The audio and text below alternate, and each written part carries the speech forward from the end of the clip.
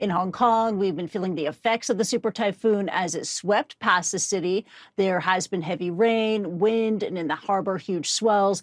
Damage appears to be minimal here, but this is a powerful storm, and it is on the move. It is the second most powerful storm in 2024 by wind speed, and it is heading straight to southwestern China and Hainan Island. Now, here in Hong Kong, Signal 3 has been raised, replacing the earlier Signal number 8, which effectively shut down the city. Many businesses here are still closed. Schools are closed. Dozens of flights have been canceled. Hong Kong stock market was suspended. Now we're looking at what's going to happen next. This super typhoon is set to make landfall in southern China later on Friday in just the next few hours.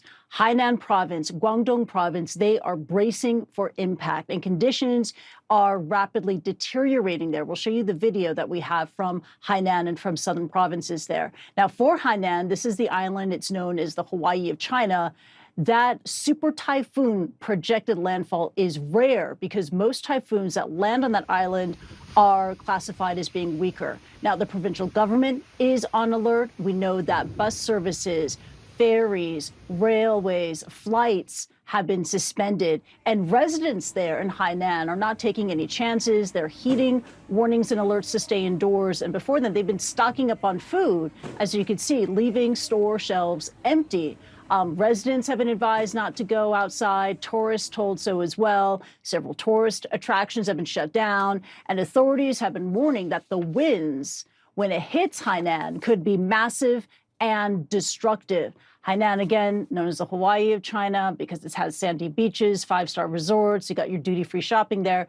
It is thankfully not peak travel season there. And the island also has a pretty good record of being able to handle and weather storms. But this super typhoon will be a rare one and will be a menace, and it will make landfall in the hours ahead. John.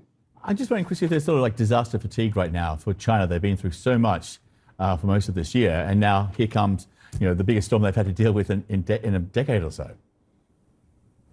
Yeah, absolutely. This has been a very cruel and difficult China in terms of a number of natural disasters. You've had the extreme rain, the extreme heat, and we're looking at what could happen with Yagi. The deluge from Yagi could threaten rice crops in Guangdong province in what has already been a very difficult season of, again, extreme rainfall and deadly flooding. Hundreds of people dead or missing, over 1 million people relocated, devastating financial losses. The government earlier reported that in the month of July alone, it suffered, this is China, suffered $10 billion in losses from natural disasters, including extreme rain and flooding caused by that extreme rain. And all of this has contributed to another economic problem, and China's been facing a number of economic issues, but it's contributed to a spike in food prices in China. So inflation, food inflation, also a major issue. So the fallout across the board has been huge for China.